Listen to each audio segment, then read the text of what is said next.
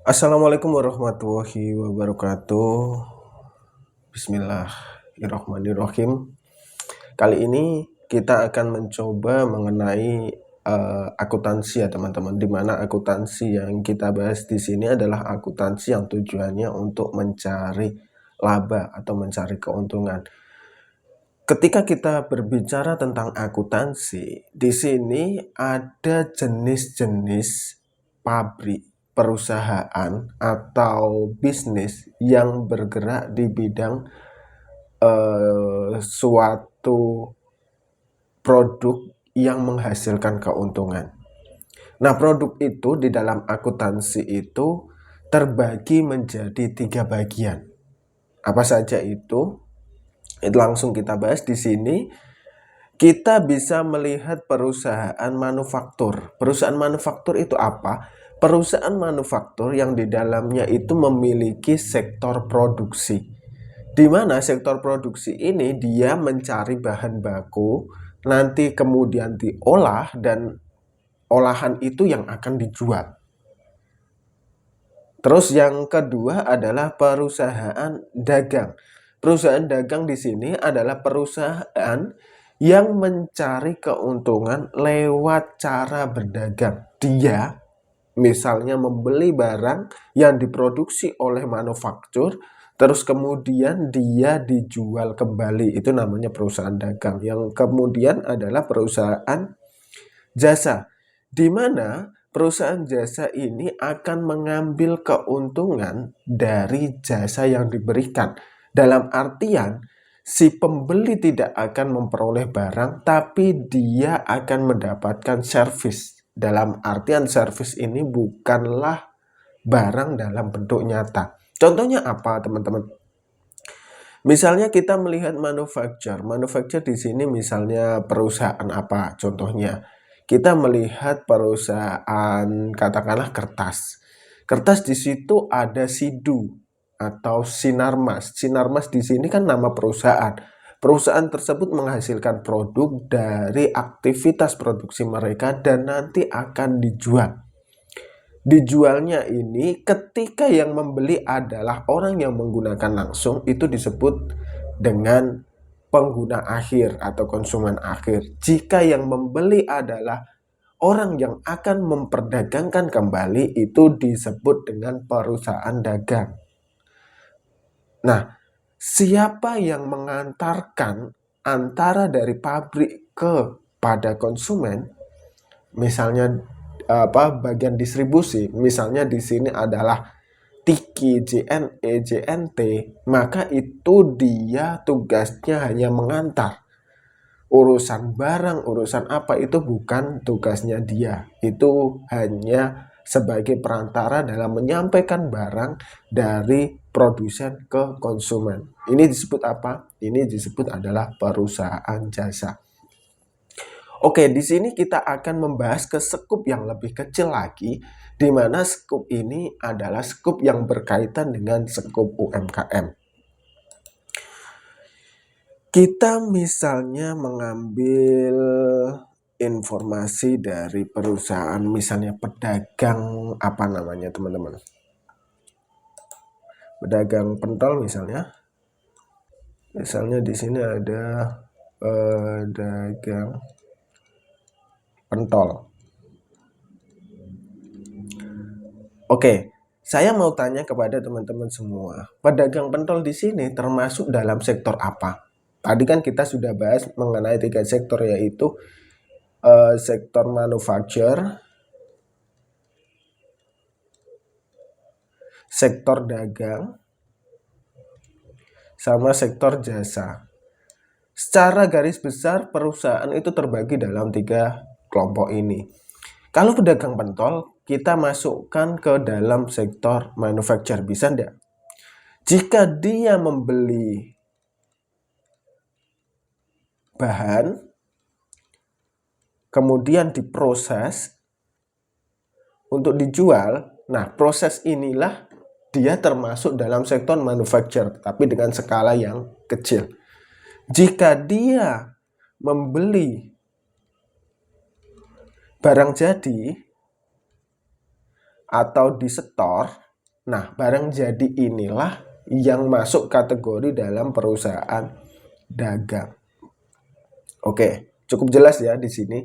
Nanti kalau kita membahas lebih lanjut lagi terkait dengan hitung-hitungan, misalnya ada laba rugi, ada neraca dan lain sebagainya, mungkin teman-teman bisa memahami hal-hal yang seperti ini. Terus bagaimana dengan jasa? Jasa itu tidak ada barang. Barang fisik itu tidak ada. Contohnya apa? Contohnya adalah misalnya alat transportasi. Kan tidak mungkin kalian itu setelah sampai itu mendapat busnya. Itu kan tidak sampai.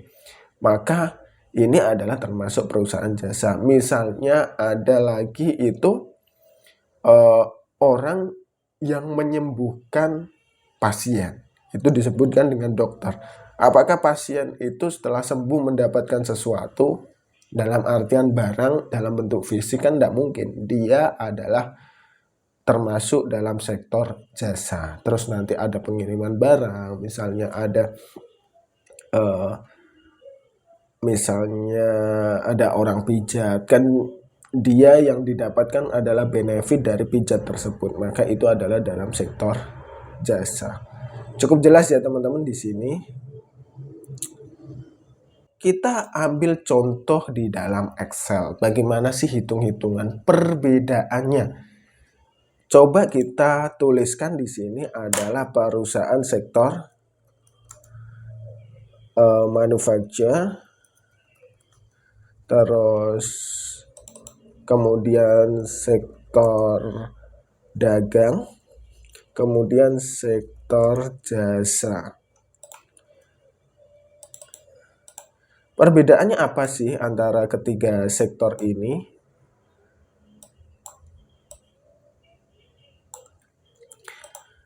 Di sini pendapatan income. Semua kan berasal dari penjualan. Manufaktur berasal dari penjualan. Sektor dagang berasal dari penjualan. Sektor jasa berasal dari penjualan. Nah, HPP atau barang yang dijual. Sektor manufacture, apa yang dijual? Di sini adalah proses produksi. Proses produksi ini ada di dalamnya ada misalnya menghitung bahan baku, terus mesin dalam artian ini penggunaan mesin ya, ada listrik, ada bahan bakar dan lain sebagainya. Ini adalah penggunaan mesin. Terus di sini ada karyawan produksi dan lain sebagainya. Kalau penjualan, HPP-nya apa? HPP-nya adalah barang yang dibeli sebelumnya atau barang yang sama, barang dari supplier. Terus penjual dalam sektor jasa itu apa? Sektor jasa yang dijual adalah barang berbentuk jasa atau yang disebut dengan pelayanan. Nah, di sini. Terus ketika kita sudah menghitung HPP, yang selanjutnya itu apa? Selanjutnya adalah barang yang di luar HPP, misalnya operasional. Mereka kecenderungan sama. Di sini misalnya ada operasional karyawan misalnya ada satpam dan lain-lain. Ini pedagang juga sama, karyawan. Sektor jasa juga sama, karyawan. Nah, selain operasional apa? Ada barang-barang lain, misalnya ada kertas dan lain-lain untuk ngeprint dan lain-lain. Ini sama. ATK misalnya, ATK. Berarti yang membedakan apa teman-teman? Yang membedakan di sektor ini adalah di HPP-nya, penentuan HPP. Maka teman-teman jika ingin melihat suatu keuntungan yang teman-teman dapat, ketika membuat suatu produk dan lain sebagainya, maka teman-teman menghitung HPP ini berdasarkan sektor manufacture yang teman-teman miliki. Cirinya apa? Ya cirinya tadi, ketika teman-teman melihat di situ ada sektor produksi, teman-teman mengolah bahan baku menjadi barang jadi, itu namanya manufacture. Tapi di situ ketika teman-teman hanya kulaan atau membeli barang jadi kemudian dijual kembali, di situ disebut dengan dagang. Tapi ketika teman-teman menjual barang yang tidak nampak alias menjual jasa, di situ adalah sektor jasa. Nah, nanti ini ke depannya itu akan saling kait-mengait, teman-teman. Oke, seperti itu. Semoga bermanfaat dan akan kita lanjutkan di sesi berikutnya. Wassalamualaikum warahmatullahi wabarakatuh.